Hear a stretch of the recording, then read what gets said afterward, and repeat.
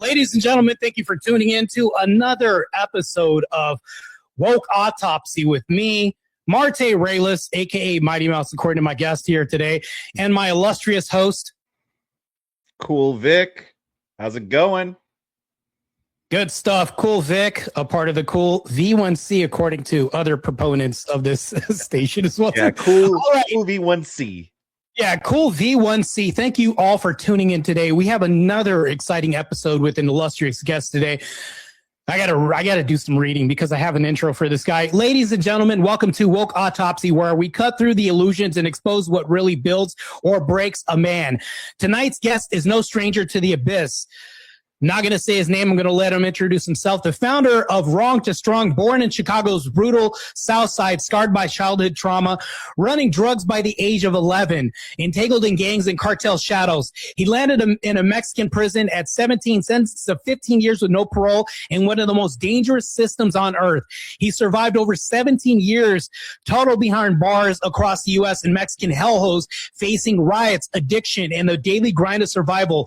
But he didn't stay broken. He clawed his way out through raw discipline, unbreakable faith, and sheer will, emerging to become a transformation coach, certified fitness and mindset specialist, speaker, studio owner, husband, and renowned warrior. The guy's a true warrior, ladies and gentlemen. Through Wrong to Strong, he mentors ex-inmates, prevents the next generation of fallen, and turned pain into purpose with programs like USP Max and Married to Salvage. This is the living embodiment of redemption. A man who went from cartel shadows to prison yards to building a movement that crushes excuses and rebuilds lives. He has a national movement, ladies and gentlemen. This is big stuff right here. No handouts, no victim narratives, just hard truth, faith, grit, and results. Buckle up, because when this man steps to the mic, the woke playbook gets dissected. Give it up for the unstoppable JC. What's up, JC? Welcome to Woke Autopsy, man. Good to have you here, man. Going. Man, thank you. Thank you for having me, guys. Yeah, good to see you, man. I know that we go back a little bit, a ways back, so it's like, I mean, you're a really compelling man. Just going over your history, this is deep, man. Like, you don't play when it comes to turning lives around. And not only this, you're not a joke when it comes to your history or past. Like, I would normally write a Hollywood script about an action hero or maybe some blood in, blood out story, but it does nothing to match with the life that you've lived. The life that you've lived is crazy. It's just insane. So take us back to your early years on the south side of Chicago. What was your home life? As a matter of fact, let me stop asking questions. Who are you and what do you do? Let's get to it. First of all, you know, I'm here by the grace of God. Everything that I've done and everything that I'll do has been by His grace, and you know, I give Him everything. My name's JC, man. I am the CEO and founder of Wrong to Strong, a movement that started as a fitness journey at first, but then transitioned into going into prisons and helping the youth and mentoring men and women and just teaching plain good old-fashioned discipline, you know, to change your life. Some discipline needs to happen, and that's just what I'm in the business of transformation. That's good, man. Nice. That's good. So I do have some questions, though. I mean, from your profound childhood trauma, I've heard a little bit about this. I've heard you in person talk about some of this stuff. We're not going to go too deep into this because we only got like 45 minutes or an hour. But from all the street gang life in Chicago to cartel involvement, the cartels even, am I right? Yeah, Yeah, right?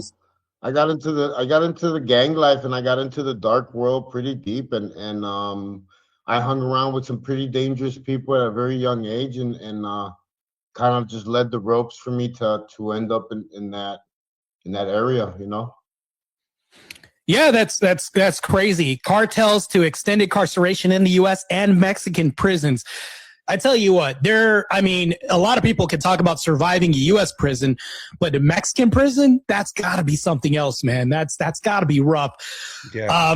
What I do have to ask a question. There has to be like a distinction, like a difference between the two. What's the main difference between a Mexican prison and a U.S. prison?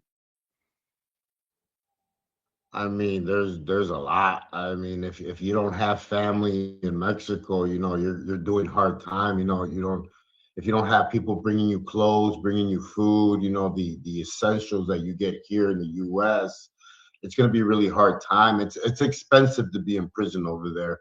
A lot of violence, a lot of drugs.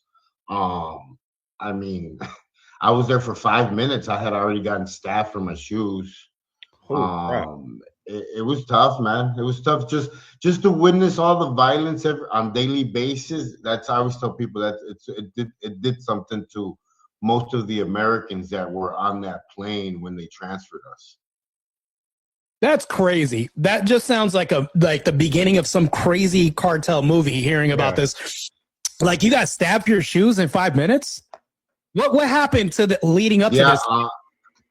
Yeah, I want to hear I was about there that. for about 5 minutes. They opened the door and they put me in, and next thing you know, I was on the floor, almost dying. So, did they have medical come in and help you out, or anybody come in, or did your cellie kind of have to patch you up? How did that work out? Well, you know, in the prison in Mexico, there's like really no staff. There's really no guards. So like I kind of just woke up in the hospital and they kind of patched me up, and I ended up, you know, meeting some people there that were with the people that I was working with. So then after that, it was smooth sailing for a little bit, you know, just seeing all the violence. But I did all right until I did it. You know, being young and being a knucklehead, you make a lot of mistakes. Yeah, that does sound rough, especially getting out there at a Mexican prison. The radical transformation through faith and discipline, that's got to be something else.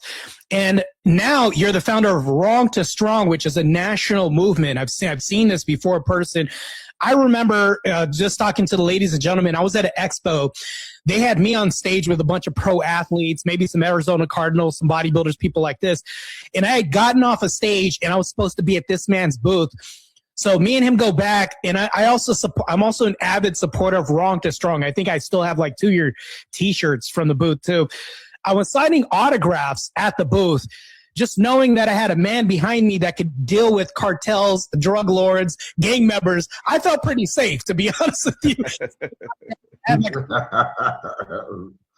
And you back there managing everything. How did you build this empire? How did you build this whole movement from the ground up? How did this all start? You know, I tell people honestly, when I got home from prison in 2017, I just kind of came home with what prison had taught me: discipline, control movement. So I just got home. I didn't have a plan. I knew that I wanted to be a sponsored athlete by 5%. I accomplished it. I knew, like, I was just accomplishing small little things as I went, and things just started happening. Like I just was crazy enough to believe in myself. I always tell people, you know, I'm still crazy enough to believe in myself now, and it's just on a different level now because I'm more mature. But it was hard work. I mean, we know this. Discipline is hard work because you see other people doing other stuff, and you're like, oh man, you know, I'm living a boring life, but it pays off at the end. I'm pretty sure having a boring life is better than how you grew up. The next question I'm going to ask is your early childhood and your trauma. Take us back to your early years of the South Side of Chicago. What was your home life like as a kid, and how did abandonment by your father at age 4 change things for you and your family? when my dad left, it significantly impacted me because as kids you kind of blame everything on yourself, and him disappearing, opened up the door for that predator that came into our lives, and from the age of 4 to 9, being drowned, being sexually molested, being locked in that room, pretty much treated like an animal. I tell people I started working out at age 9 because I wanted to get bigger, and I wanted to become dangerous, to tell you the truth, so people couldn't hurt me no more. And it's why, like, I got involved with the gangs at such a young age, and why I became like a prospect for the cartel at such a young age, at 16. So you were And forced I to, tell people, yeah. sorry, I tell people I wasn't a killer, man. I wasn't a violent dude. I just was trying to survive. That was it. So do you think that you had to kind of be a little bit of a monster to keep other people safe, maybe yourself safe? Well, I had to pretend to be a monster because, like, Pretend to be a monster. Okay. I had been hurt. I had been hurt a lot. Yeah. So what pushed you towards the streets and gang life so early? Like, maybe your involvement at age 9, was there a specific moment or a person that made you join a gang? Like feeling like it was the only path to protection or belonging? Well, I felt like I had gained a family that was going to protect me now, because they surrounded me. They gave me somewhere to go. They gave me colors. They gave me a handshake. They gave me something to fight for. I always say a very dangerous man is one that doesn't have nothing to fight for, because then he fights for everything.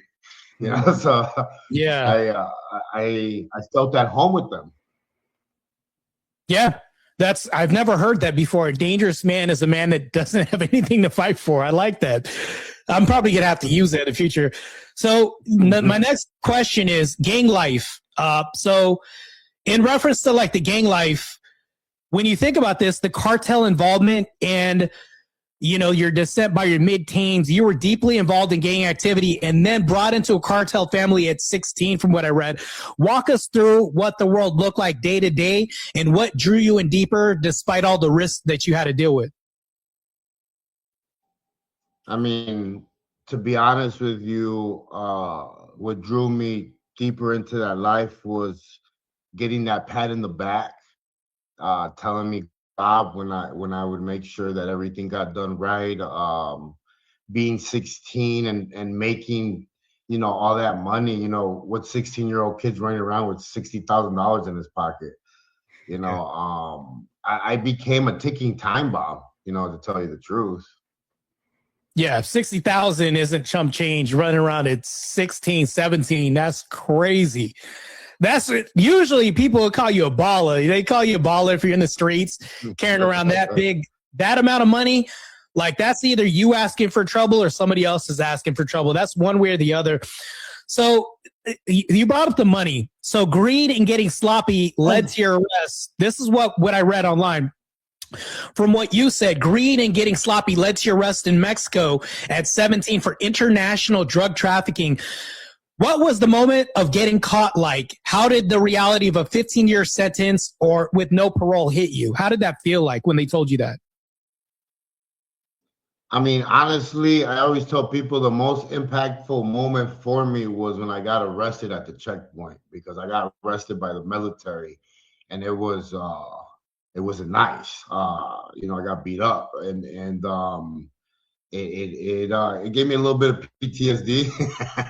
It was a little intense. And after that, the 4 years that I spent kind of like in the prison, I don't know, it kind of felt like it wasn't true. I don't know, like unreal. But the sloppy part really, I believe, came because I got really deep into my addiction, because of all the stuff that I was witnessing while I was over there. By this time, I had already seen so many of my friends get killed, ran over, shot, heads get blown off. And then when I went to Mexico, it transitioned into a darker, I don't know, just seeing things no human should see.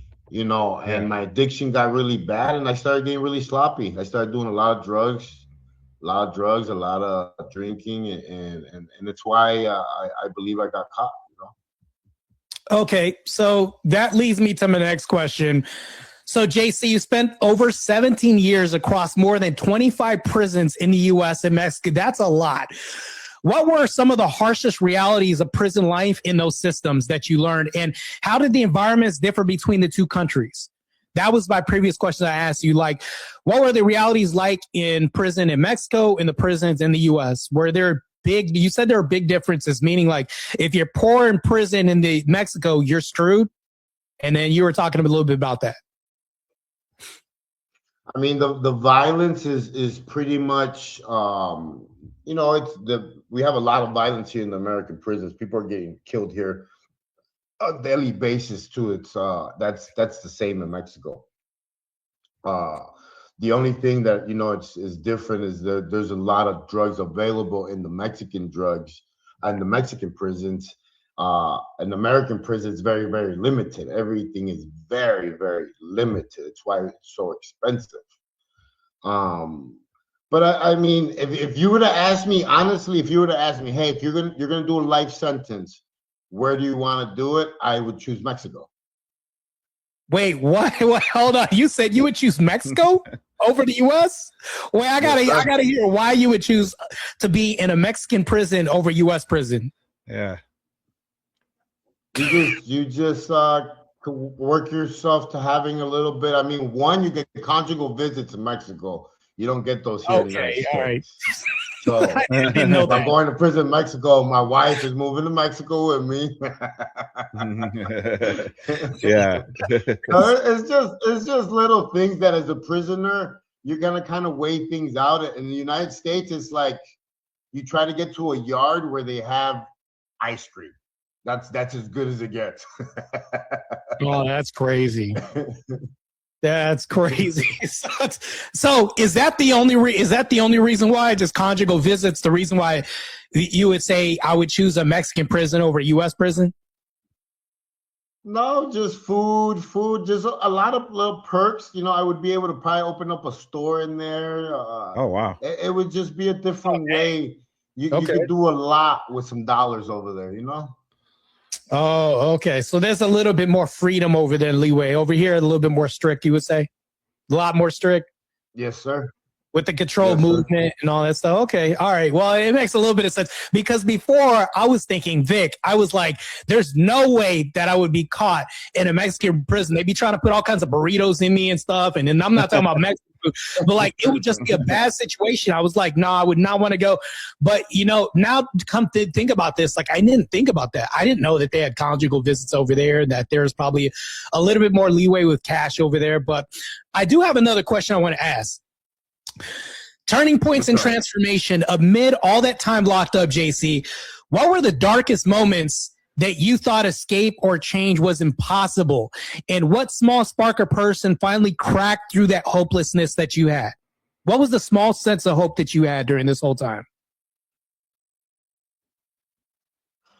Honestly, I tell people, since I've been a little kid, and all that bad stuff was happening to me, I kind of always smiled when there was nothing to smile about. I always laughed when there was nothing to laugh about. I call it my superpower. It's what kept me from going crazy. It's what kept me from a lot of things. And throughout my whole prison bid, a lot of people didn't like me because of that. They thought I was crazy. They just thought that, I was annoying because I would try to laugh. And sometimes I sound crazy, and I probably am a little bit. But, it's what got me through those hopeless moments. So makes sense. I remember back in the day, I was I'm planning on trying to compete again. We're very familiar with the bodybuilding community, and you know about Rich Piana back in the day, right? Remember him? He was a mutual friend of ours. I think he was a friend of yours too. I used to go to California and visit him all the time. And I knew that he had a bunch of tats, and he surrounded himself by a bunch of Hispanic people who had a lot of tats. So whenever I went to California, I hit Rich up and then we hang out and we probably go eat some food. He always wanted to eat and train all the time when we came over there. But I noticed that you loved his movement a lot. And that I noticed that a lot of like his themes were a part of the Wrong to Strong movement, because for one, there was a lot of discipline in his movement. Your movement has a lot of discipline too. And it went to like a lot of training, workouts, things like that. The difference between your movement and his is that there's more of a faith-based principle, like a Christian foundation with yours. So when I talk about this, faith seems to be your central story. So when did you encounter Jesus in a way that truly shifted your identity from wrong to pursuing strong? What changed that for you with Christ? I was at the gym in 2019. My wife walked into the gym. She has been the biggest mentor that God has sent my way.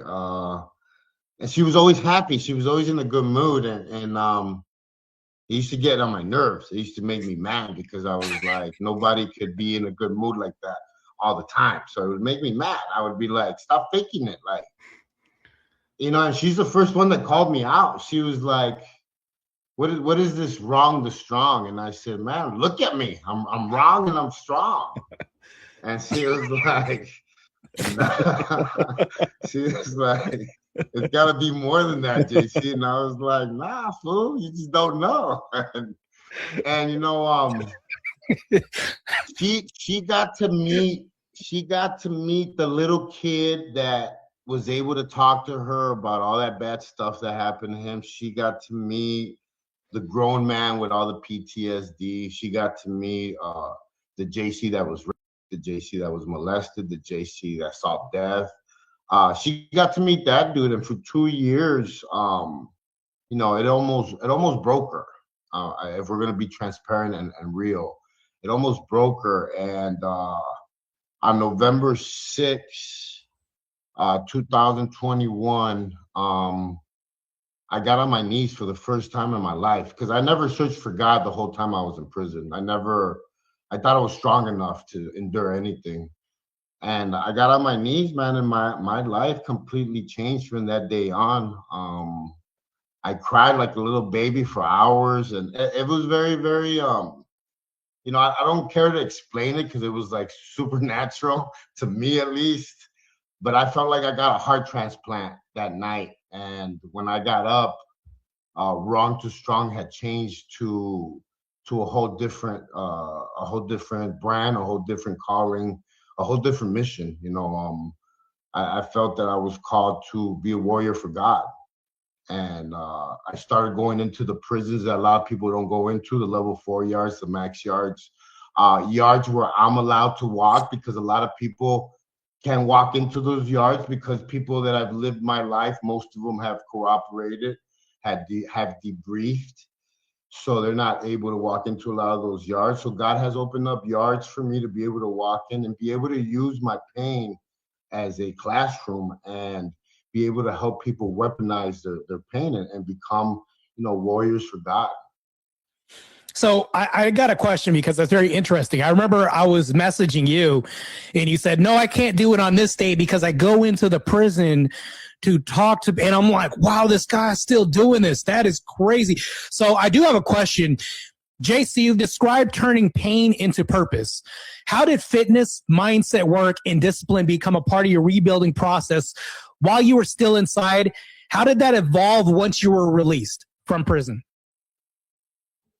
I know you guys are familiar with that motivational video by that Navy SEAL, making your bed in the mornings. I've heard that before. Yeah. Yep. Yeah. Well, when I got out of prison, it was one of the very first YouTube videos that I listened to, and I thought to myself, I was like, wow, I'm ahead of the game, because by then I had been incarcerated so long that I used to make my bed in the morning. My shoes used to be shined. My shirt was tucked in. I was a model citizen. You know what I mean? So like, I was like, well, I'm way ahead of the game of everybody. So like, from that moment on, it just clicked. And I said, okay, the discipline that I learned in prison, I'm going to keep I'm gonna keep getting up at 2 a.m, going to bed at 7, and I'm gonna keep doing it and doing it and doing it, and let's see what happens. And 7 years later, I own a studio across the street from the gym where I started working when I got out of prison. That's cool. That's cool as hell. I remember I had met you, and you were so heavy into fitness during this time. And I was like, already, I've been in the industry. I've been competing as a pro athlete for forever. And I met you, and I was like, this kid is really hungry to be really disciplined, strong. He also looks at Rich Piana too as a good person. I look at these people too, but I'm like, this kid, he's really eager to get into this industry. So I do want to ask a question though, the rebuilding process to this.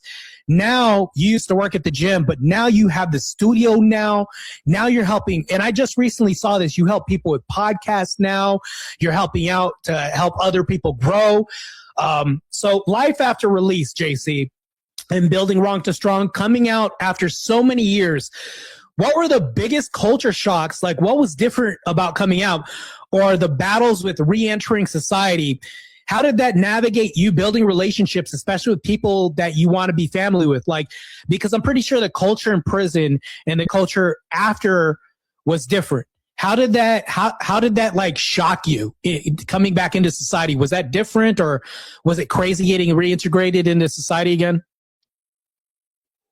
No, it was hard, man. I came home very violent, without even knowing it.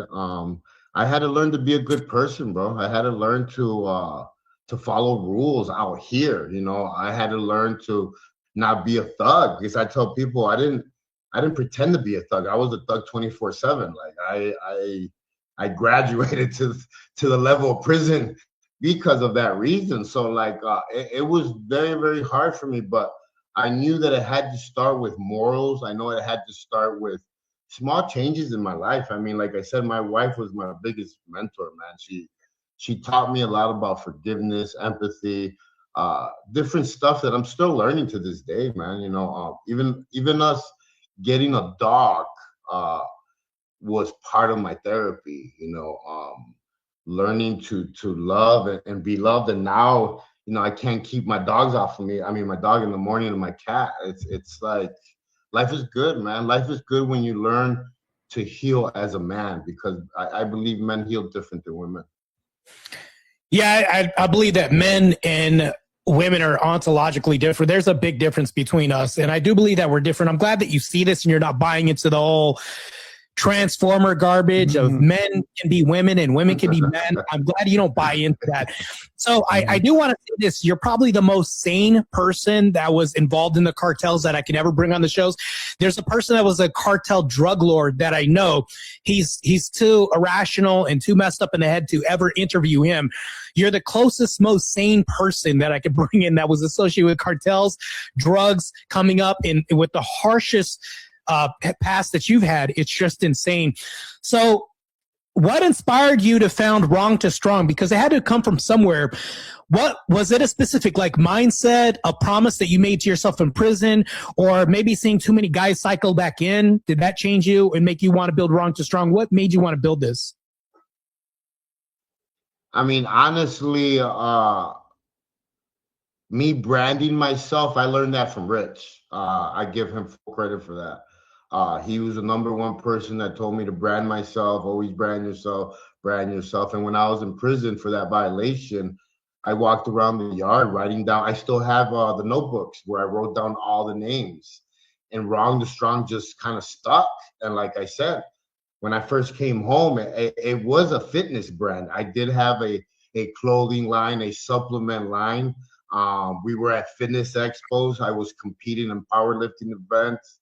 I flew out to California to work out with the Big Boy and the String Cartel, and it took off that way. But when I started going into the prisons and I started seeing the old JCs, when I started meeting the JCs inside the prisons, that's when something shifted for me, and I said, man, let's create this brand for people inside prison. And my mentor was like, wait, dude, you just created a brand inside prison? I was like, yeah. I was like, they need something to fight for too, you know. And ever since then, man, I've been traveling the U.S., going to different prisons. I go to Texas next week. I'll be in Houston, Texas. I'll be in 6 prisons over there. I've been to Florida. I'm going to North Carolina. It's a trip, man, to do what I'm doing. Yeah, it's crazy. And that is what I really wanted to have you on this podcast. That's the really reason why I wanted to have you on this podcast, is because we've got to change the recidivism that happens in prison. We have to change this mentality because there's far too many women that are raising boys and not enough men in these boys' lives. That's what happens. A lot of women, they're initiating divorce at high rates. That's what's happening. They're kicking these men out because the courts are unfair when it comes to men. I can agree with that. Maybe you can agree with this. But that's the thing, though, is this leads men to going into prison at such a high rate.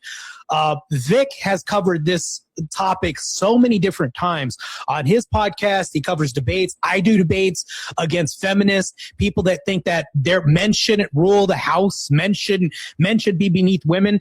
I think that we could be side by side. We're equal of value. I do agree with that. But I do think that we're missing a lot of men in the household. I'm an example of a man that wasn't in the household. You're an example of a man that wasn't in the household, but we were able to change our lives. And you're a magnificent example of what you can do if you're disciplined, you have faith in God, and also you have a crazy story. We're going to get into this. So tell us about your signature programs like USP Max. I'm just hearing about this. Married to Savage is Married to a Savage, or La Vida Sin Reglas? What do they actually involve, and who are they designed to reach out to? La Vida Sin Reglas is I got too much stuff going on. Yeah, La Vida Sin Reglas is That's a lot of stuff, bro.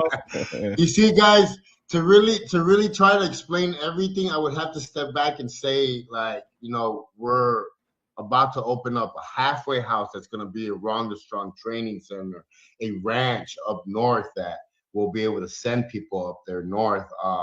The programs inside prison is the USP Max. Married to a Savage is stuff that me and my wife do together. That sounds crazy. She has a program. La Vida Sin Reglas is a Spanish podcast that I have where I share crime stories. The studio has really helped me evolve into doing different stuff because I have the cameras, I have the studio, I have movie sets. So I'm able to do stuff that I want to do for myself, obviously. But it's also creating income for me to be able to walk into these prisons and volunteer, because I tell people, I don't go once a month. No, I go every day. Why? Because that's how I show them that I'm serious, and that's how they take me serious. So before I started this podcast, I had you on the schedule with a celebrity guest. But when I did talk to the celebrity guest, he's from Blood In, Blood Out. I'm not going to say whose name it is because I don't want to dox him. But this actor, we know each other. I was texting him, and I sent Vic the text. This guy, when you talk about the people in Hollywood who are maybe the Hispanic people in this culture, they're into some kind of degenerate stuff. He was messaging me back saying, can we talk about my transformer stuff for men becoming women and all this? Oh, it's going to be boring if we're not going to talk about this. He was too obsessed with this stuff that was really degenerate and pervy stuff for me to have him on. He's an actor in Hollywood, but it would have been a great episode had he not been too degenerate to have you on. So that's why I think that all of us would have been putting a target on his back and just been attacking him. That's what this would have ended up in. That's why we only have you here. But originally, it was supposed to be you and an actor from that movie on this podcast. But because the degeneracy in Hollywood has gone too far, Vic can attest to this. I've sent him proof about this crazy stuff. So some of the celebrities that I do want to have on the podcast, they're too far gone, man. So it says a lot that somebody going through your history in your past is moving towards Christ, when these people that have more money, more fame, more fortune, have all the opportunity to move toward Christ, and they're falling back into gayness. It's crazy. But I'm glad to have you on the podcast. If it's just you, That's better than just having you and another person that's, anyways, I don't want to dive into that too much, but as a certified coach, JC, studio owner, a mentor, oh, this is a lot, a speaker, you now work in prevention, re-entry, and a youth outreach. See, already, I'm going to have like 15 names for you already. Share the story of someone whose life changed through your work that keeps on going on tough days.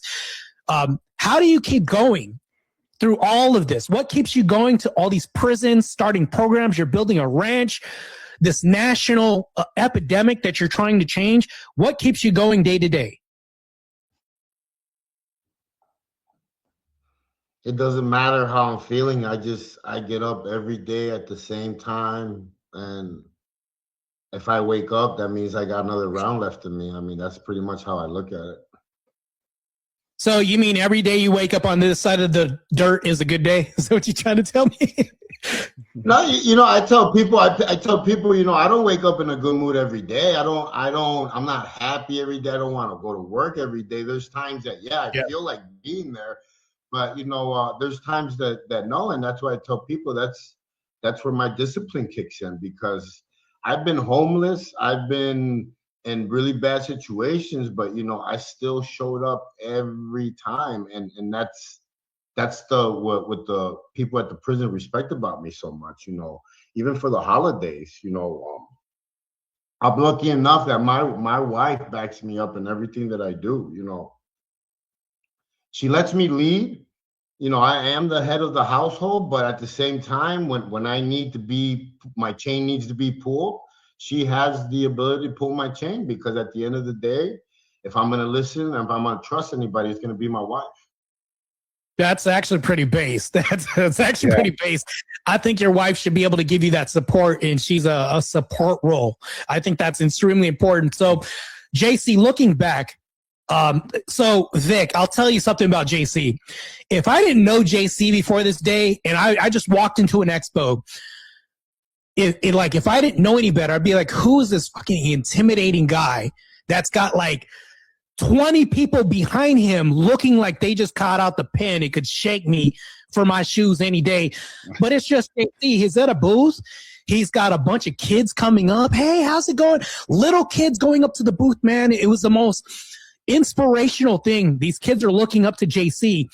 Like, you ever see El Diablo from the DC movies? This guy who turns into fire. Like, I was like, in real life, JC probably burned down your house. But he's the nicest guy that you've ever met. But this guy was involved with the cartels, like all this. And you would have never known that he's one of the nicest guys you'll ever meet. He probably give you the shirt off his back.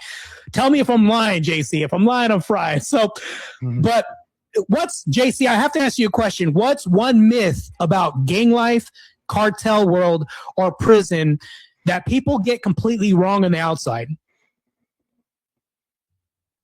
One myth that people get wrong on the outside. Everybody pretends like they weren't scared. And that's the one thing that I'm transparent about. I was scared the whole time. No, I was scared the first day. I was scared the last day after the 17 years. It doesn't matter. I was scared. And I hear so many guys recording YouTube videos saying how tough they were and this and this and that. And I'm like, you don't need to pretend, man. A real man is a real man. So you don't fake it. Your wife was right. She was like, nah, it's just, let me just call this guy out. And you're being transparent with your wife and upfront. I like that, man. So yeah, that's something that so you've said something, the same thing that Mike Tyson said. Mike Tyson was honest. He said the same thing you said. I'm terrified before I get in the ring, but the closer I go to the ring, the less afraid I am. And then I'm in the ring, and now all of a sudden I can conquer. It sounds like the same thing that the greats before you had uttered, the same thing. Only you have fought life. You fought the streets. You fought the cartel. You fought everything else. You've even fought your inner demons. So you talk about preventing men from becoming inmates and stopping the return cycle. What practical advice would you give a young person today who feels trapped in the circumstances that you were? What advice would you give that man? I mean, your habits are your future. I tell people all the time, it's what I teach at the prisons, one thing at a time. us people, when we want to change or do things, we try to change 10, 20 things at one time, and it doesn't work like that. It doesn't work like that. It's a simple exercise that I call holding the line, where you do the same habit for the next 60 days without breaking it. Like if it's brushing your teeth, because some people don't like to brush their teeth, like me. Like it's just certain little habits, but focusing on that one habit and just doing it no matter what, like holding the line, like something basic. It's really basic stuff, man. So if you could speak, JC, to your younger self, like if you could take a time machine and go back to the JC at age 9 or maybe even 16, what would you say to that person? What would you tell them now?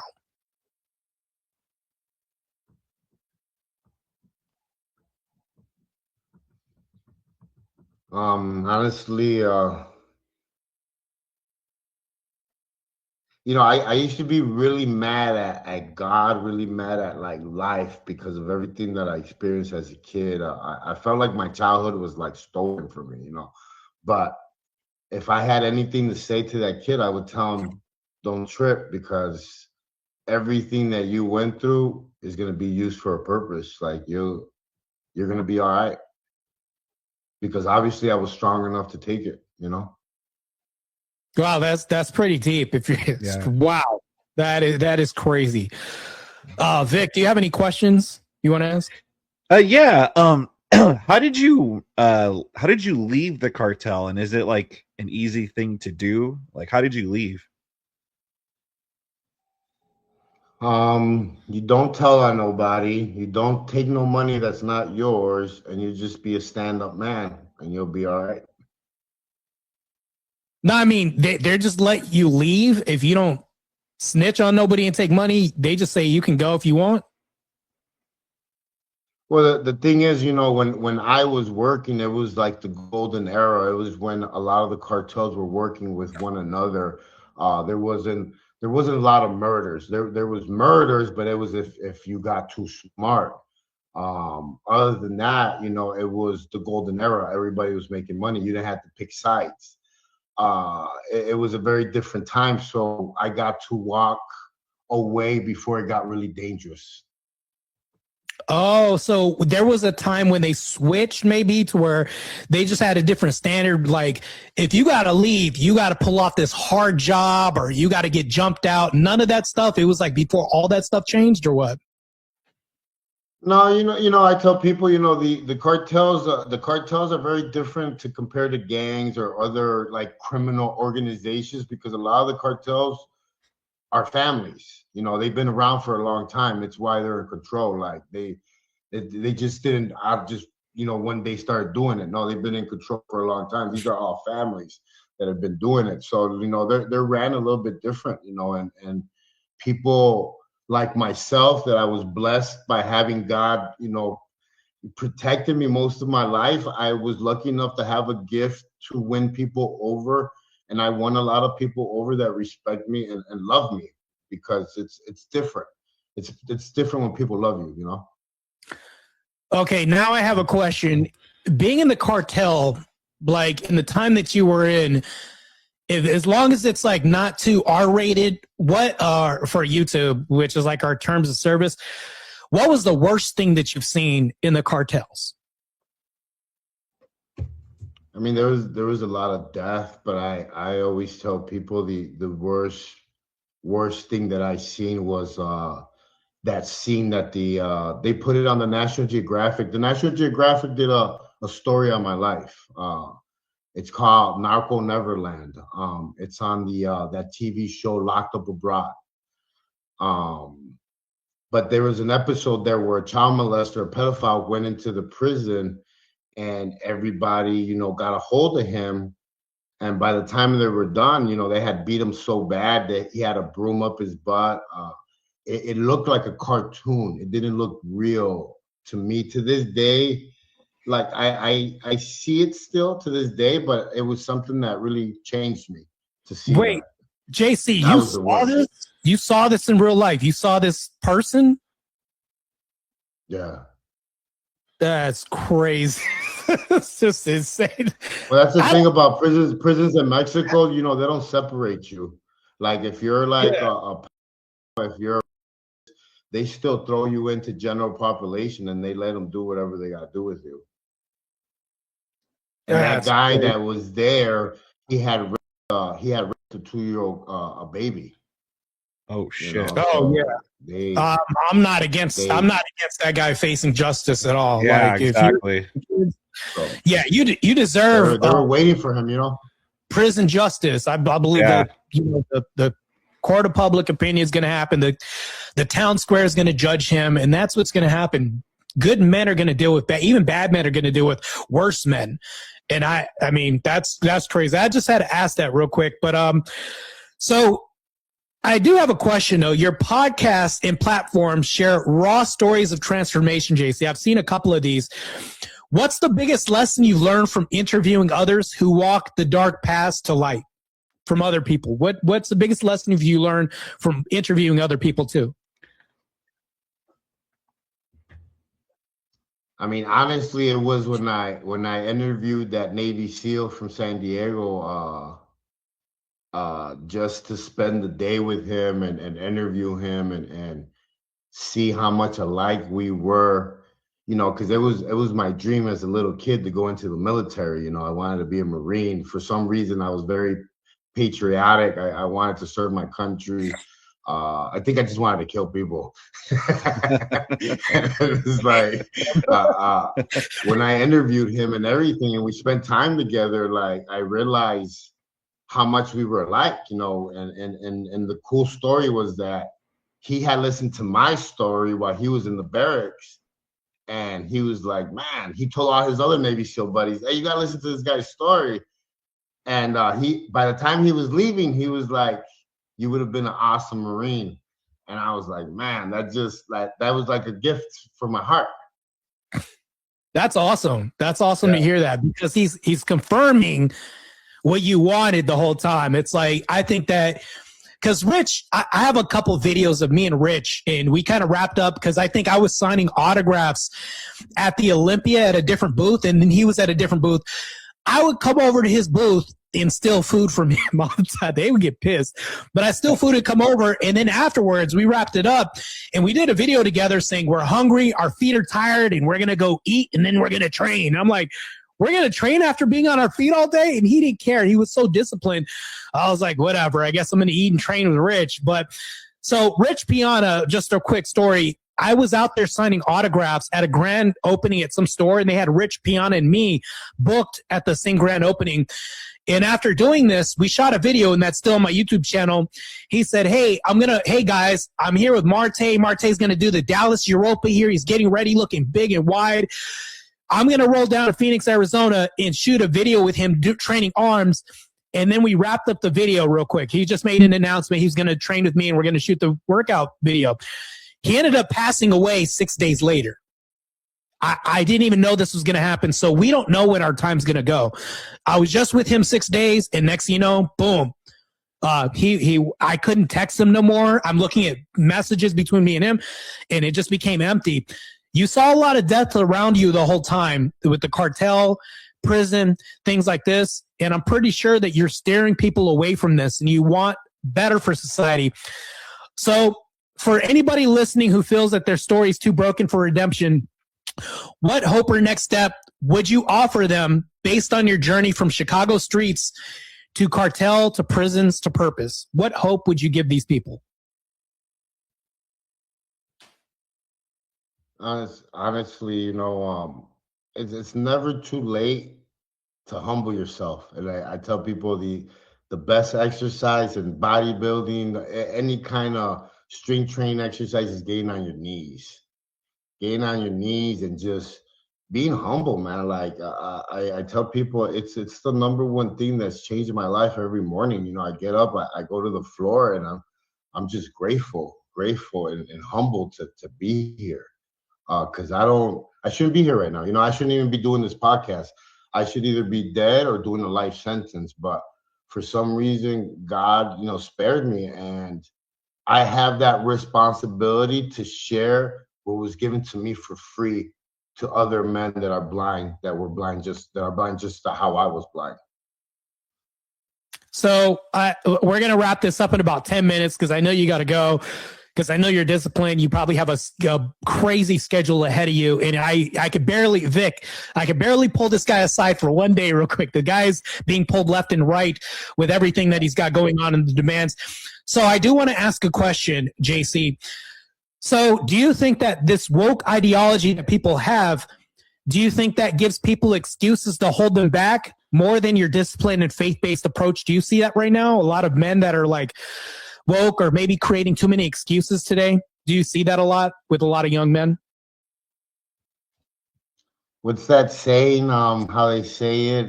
Good time creates weak men. Hard time creates. I don't want to insult nobody. No, you can say it. We're pretty transparent here. We're open here. You can say what's on your mind. Yeah. So, we live in a time where it's very there's a lot of men living in victim mentality, kind of selfless lifestyles where they'll have babies and like they want to be single, and it's just like it's a mess, and I'm not saying that because I'm perfect.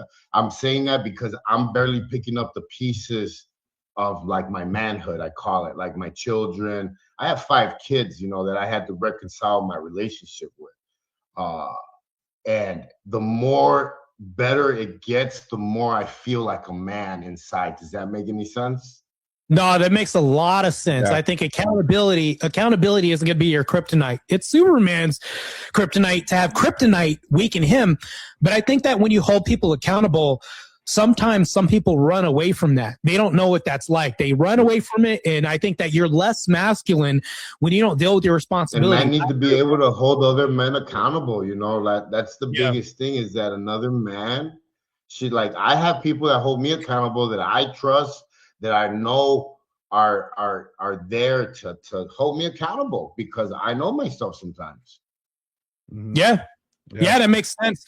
So, JC, I have 2 more questions. So one question, does your comeback prove personal hard work beats government handouts for places like Chicago South Side? Does hard work beat handout any day, or do you disagree with that? I mean, hard work tastes sweeter at the end, because you're either going to prove them right or wrong, man. I always like, either way, they're going to be, right or wrong. So like my smile, and it's funny that you say it today, because today when I got to the studio, I smiled and I was like, man, look at my life today. Look at how blessed I am. I had my Starbucks coffee on me. I was like, I'm living life, man. Like, JC, you bougie now because you got Starbucks? That's what we do. JC's bougie now. I got the star. What is it called? The app on my phone. Oh yeah. You turn get the rewards. Crazy, bro. You got the white girl drink and everything. That's crazy, bro. All right. One last question real quick. Do you think censorship silences street truth preachers like you, or does it force you to fight harder? Because I know there's a lot of censorship right now because people are too sensitive right now to hear certain things, and you should tone it down. Does that make you want to fight harder, or do you think censorship is going to take control over everything and shut us all up? I always tell people like this. Look, I don't announce to nobody that I'm a Christian. I just walk the walk, talk the talk, and eventually people ask me. I don't need to be censored. I don't need to be like told what to say. Like, I let my walk do the speaking, and I tell people it's why I'm transparent. It's why I keep it real. And some people are okay with it, and some people are not. But that's my answer to that, man. Man, that's awesome, because I do the same thing. I don't tell people I'm Christian. I do debates all the time. And these debates I do with these liberals, these feminists, and other people, I don't tell them, hey, I'm a Christian and you should do this. And Psalms 23 says, I don't do any of that stuff. What I do is tell them like a common sense approach. I use a lot of common sense. And for some reason, common sense hurts a lot of people's heads and makes their head hurt because it's just too grounded. It's too like a man should be a man, a woman should be a woman. And I think nowadays we've lost our place. We've lost our place in society. And I think there's a place for you in society because right now, a lot of people who are sensitive would say that you're toxic. That's what they would say because maybe they're too sensitive. Yeah. But the thing is, it's truth hurts people sometimes, and we have ourselves to blame. Like I tell people, it's why I work so much because like I let the culture change me for a long time. I used to let the world dictate how I was, how I treated people. Now I let God tell me how to do that. So like, it's why I work so hard, man, because I need to go in there and do some work. Yeah, I think that I'm going to have to carry this cross for the rest of my life. Like, I don't think I pray and then it's all good and it's all done. I think that for me personally, I have to wake up every day and do this. Like, I'm pretty sure you say the same thing. It doesn't stop because we're grown-ass men with too much common sense in a world that is too sensitive. And these feminized men out here would look at you and they would say, oh, that's toxic masculinity. Look at JC. He thinks he's tough and he thinks he's all badass because he's got prison tats just because he did tough. You would hear this. If you can read people's mind, that's probably what they would say. In our culture, they take manhood away from people. And I'm not saying through, them taking this like physically. No, when you look at movies nowadays, remember the movie Predator back in the day when all these buff men, it was just men. There weren't no women that you had to save. These men worked out. They trained. They were disciplined men that were special forces. They had to go destroy a predator, an alien that was hunting them. I think nowadays, if they had this movie, they would say it's too toxic. Your story that even if you say it right now would sound toxic to these very soft men. They wouldn't want to hear this and they'd probably go live a soft life, whatever life that is. But the reason why I wanted you on this podcast is because your life is not only very based, it's grounded in Christ. And you don't need to say that you're Christian to anybody. But I appreciate your time on this podcast because a lot of people need to hear this story. We need to get the story out here, and we need to let more people know about your program, Wrong to Strong, and how you're trying to change the system of the penitentiary people who are cycling over and over again in and out. I think that's a very good thing that you're doing, and I appreciate it a lot. I appreciate it, guys. I appreciate you guys having me on the show. Yeah, for sure, man. Any last thing you want to tell the audience out there before we wrap everything up? Because I know we're a little bit over time right now. Honestly, it's never too late, guys. It's never too late. If I could say anything is man, hope and smiling when there's nothing to smile about will get you through some of the toughest days. Yeah, that's true. Oh, one last thing. We brought this up beforehand. I remember you knew about me before I knew about you. What you had knew about me before. Where did you discover me at?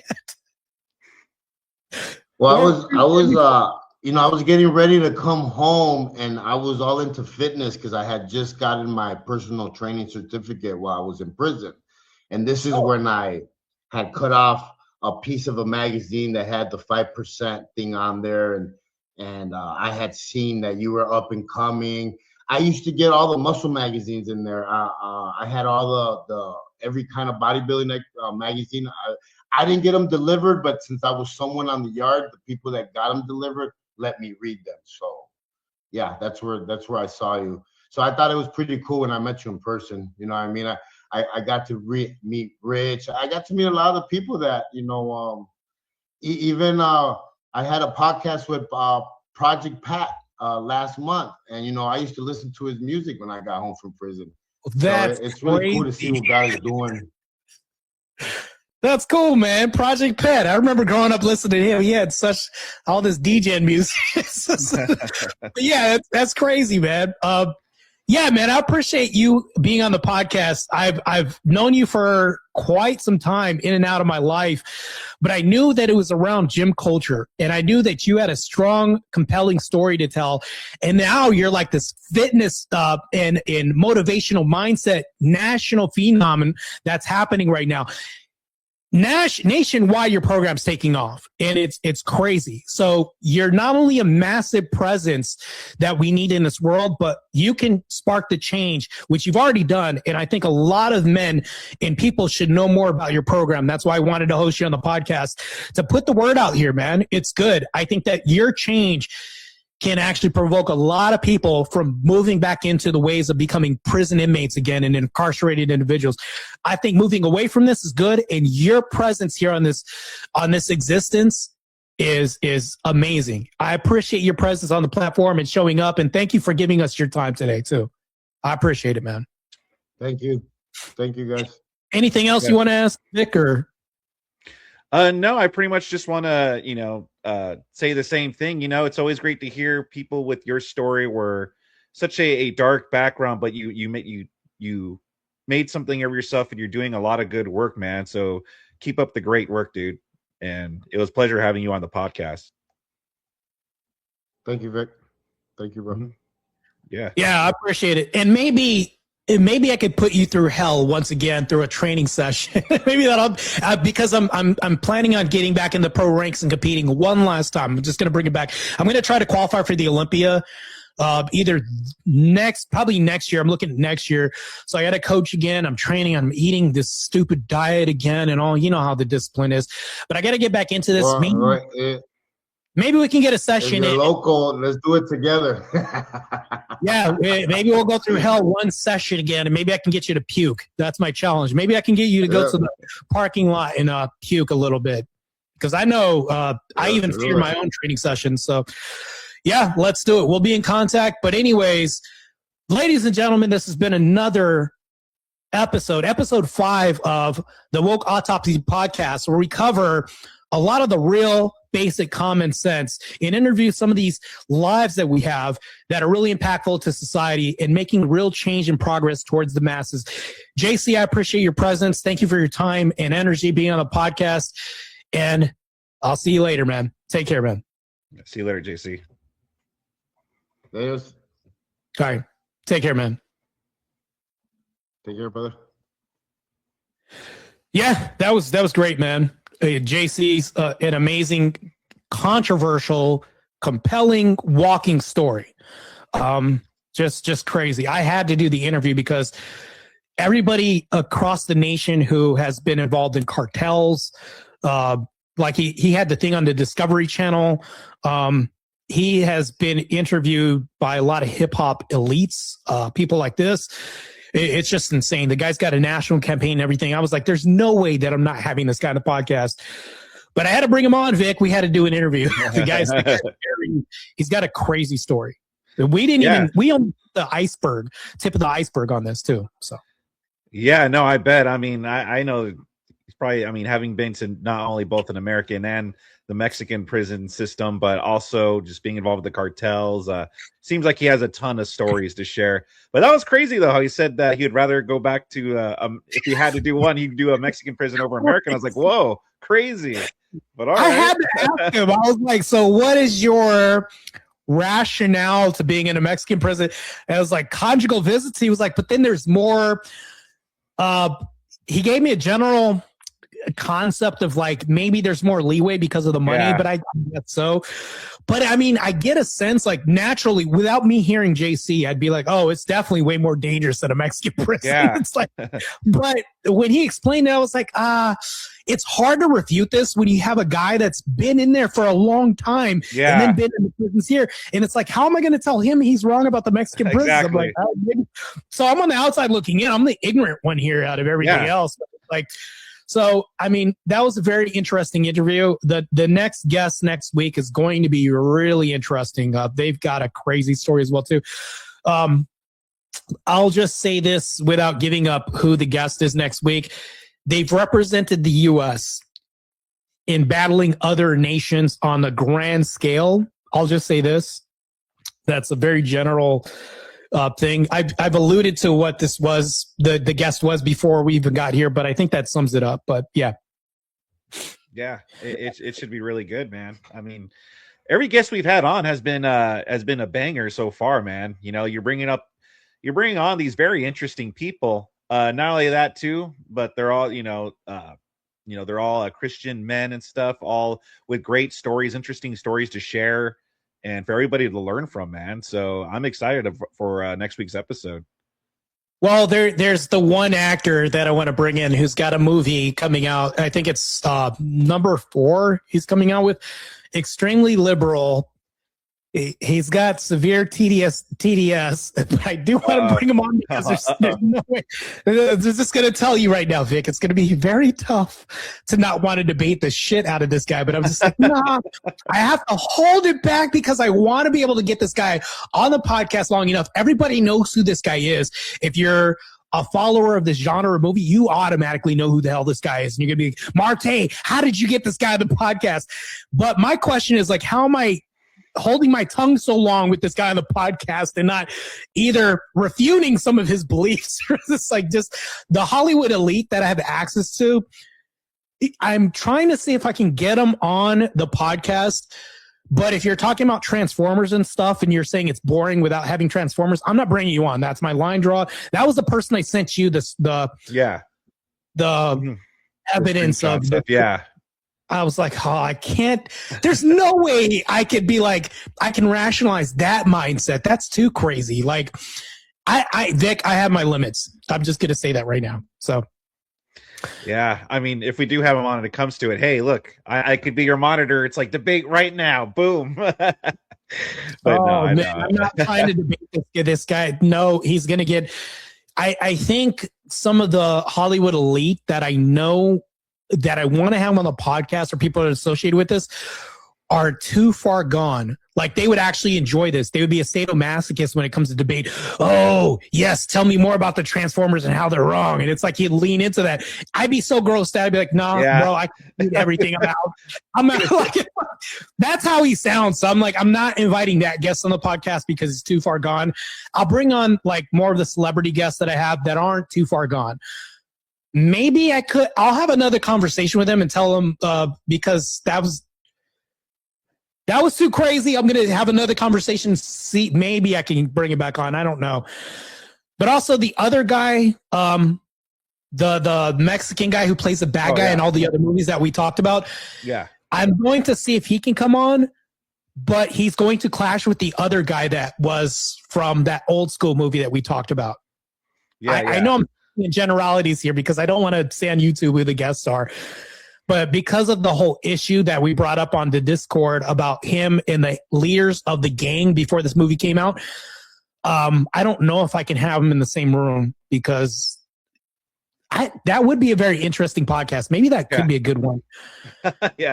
I'll talk to you about Discord to see if this will happen because I knew that last week's guest there was a bit of controversy because 50 Cent, I'll say this, 50 Cent and Rick Ross are kind of at war right now. So the two guests that are associated with these two individuals that I want to bring on, the no-show and the person that wanted to be on too, wouldn't be on if he was going to be on. So I had to kind of like moderate some beef, some hip hop beat, and I'm like, this is insane. I'm just trying to run a show and we're neutral moderators here.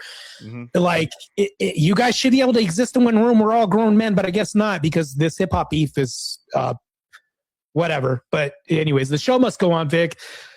Another good episode, man. I appreciate your time being my co-host, man. You've been a pretty good co-host so far, but I appreciate you so far. Yeah, no problem, man. No, this has been I've been having a blast. Like I said, the people you've been bringing on have all been great so far, and I like listening to these people's stories. I like just sitting back and listening, and I'm like, damn, dude, like these people have had like crazy lives, and like I said, I think a lot of people could learn from these people. I will say that I'm gonna have to edit a lot of the PDF words and great words. Yeah. Mm-hmm. I was cringing inside when you kept saying. I was like, oh, I'm going to have to go back and edit all this. That's a lot of work that but you know what? It's worth it. I'm just going to have to super heavily edit all this stuff that he was saying. But when it comes down to the crux of things, like the guy, like there's a lot of people that know him that are celebrities and people like that. But I constantly want to bring on people who have compelling stories. But not just this, but people that you wouldn't be caught in the same room with unless you know somebody. Like, there's no way you're talking to JC unless you know somebody because you're not talking to him because he's constantly surrounded by 10 people who look like they just got out. Like, you're not approaching him and talking to him, but me, everybody knows, like, people know who I am. Like, so he knew about me before he got out of prison because I was in all kinds of fitness magazines and all this other stuff and advertisements. Mind you, my image was used without my permission so many times in the fitness industry. It was ridiculous. So when people say that, oh, you were on this website, that was a DGen website, you put it on there. I'm like, you don't think people do that in that industry too? So stupid. Exactly. Like, It's so ridiculous. Stupid. Going back to the whole editing, if you want, because I use a website that I pay for, like, a website that you could run the file and it'll take out all the words that you want to take out. If you want, I could do that, and then I could send you a copy of that so you could upload that. You don't even have to send it to me. If you can edit it, post it on your channel, and I'll rip it off of that. Okay. Yeah, sounds good. I'll send you the cover and stuff and all that stuff with JC on the front. Mm-hmm. Next week's episode is going to be a banger. I'll get with you on Discord and tell you who exactly this is. You're going to be like, wow, this is crazy. But I wanted to hold a series that was different because everybody's doing debate reviews. No knock against you. Everybody's either doing those or debates, or they're doing inside my own bubble. And we're only talking to people that you know. And I'm like, no. Screw all that. Let's change the recipe and change the whole direction. We need to do something different that nobody else is doing. That's why I wanted to do this podcast, because I wanted to bring some fresh, new ideas and concepts here and bring people that aren't associated with and don't know what a panelverse is, or they don't even know what any of this stuff is, because they're out there functioning at some high level. Either they're one of the elites or in pro sports, pro fighting, acting, or something else like that. JC is a hodgepodge of all this stuff, actually, and also mixed in with a lot of these people in hip hop too. It's just crazy. But I just wanted to bring in fresh people that weren't associated with any of this Boyd stuff, these Boyd activities, and bring them in here, because I think that we do need fresh faces and fresh people, and these people need to be introduced to our people. And I think that's how you grow something brand new, by bringing fresh ideas and concepts onto the front of our format. I think that this is a good idea. So I think it is, man. I think it's a really good idea, dude. So I'm excited. I'm excited for next week's guests. And yeah, man, I'm down for all of it. Yeah. Good stuff, man. So if any of you guys want to send any donations, by the way, if you guys send Vic a donation to his channel right now, you guys who are watching, every donation that you send, your testosterone as a man goes up 10%. So for every woman that sends in a donation, your man's testosterone goes up 20%. Just going to let you know right now, scientifically, you could do the research. I haven't proven it, but I'm pretty sure scientifically that's grounded somewhere, someplace. I'm sure there's some science behind it, I'm sure that's how it works. Yeah, there's some science behind that. Boost your testosterone. Send Cool Vic either a donation, a dono. Send him donos right now. And also that keeps the lights on, and it keeps this program running, so I can bring more celebrity guests onto the panel as well too. And with that, Vic, I'll bid you adieu, because I know you got your traditional family that you have to go to and your activities and all that stuff. I'll let you enjoy the rest of your evening. Hell yeah, Marte. Thanks for having me on again. Yeah, brother. I'll talk to you soon. And that was another episode of Woke Autopsy. Stay tuned for next week's episode, where we have a spectacular guest waiting for you right now, and they've got some stories for you. Not only do they represent the United States, but they'll literally go to war for you in their own special way. And that's it. Christ is God. We'll wrap this up. God. You guys take care. And we're out. Take care, everybody.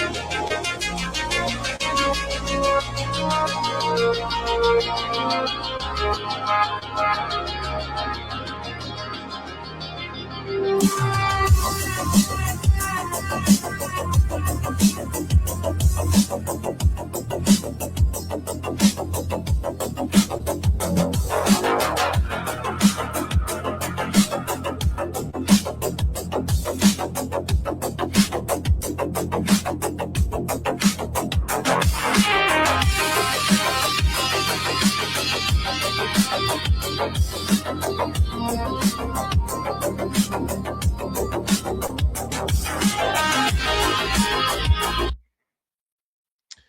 right, ladies and gentlemen, there I am. What'd you guys think about that? I thought it was pretty good. Yeah, he's been bringing on bangers of guests, crazy. That guy JC, he was in the cartels, he's been in prisons, he turned his whole life around. Now he's trying to get other men in similar situations as him on the right track, doing God's work. So that was a really good interview there. Appreciate doing it. Thank you very much, Bandit, for the $2. Just 10%. Yeah, I guess just 10%. I don't know. Maybe it'll go up even more. If you send more, who knows? By the way, I would suggest also sending Marte some donos if he has. I don't know if he's still on, but if he has a Cash App link, because I know he can't get super chats because of YouTube, but I think he has a Cash App. So send some love to him too. Hey, thank you very much, Trench Deacon. Good to see you, brother. 07 to you too, brother. Thank you very much for the $10.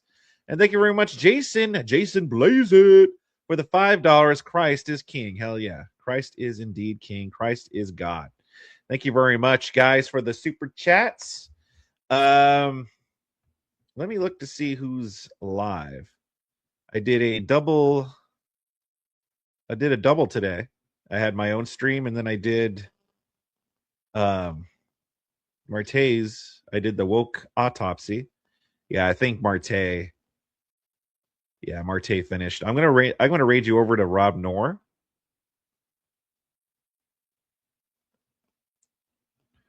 Let me raid you over to Rob.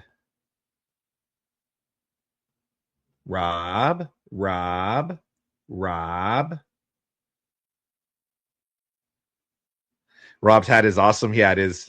Yeah, it is awesome. Pabst golf team. Damn type. Good to see Alishness. Yeah, I understand your band there. Yeah, kind of figure. Not surprised, but good to see you. Thanks for stopping by. All right. Yeah. So I'll see you guys back here tomorrow. Don't know what time, but you'll see me tomorrow. Hope you guys had a fun time. I'll see you guys tomorrow.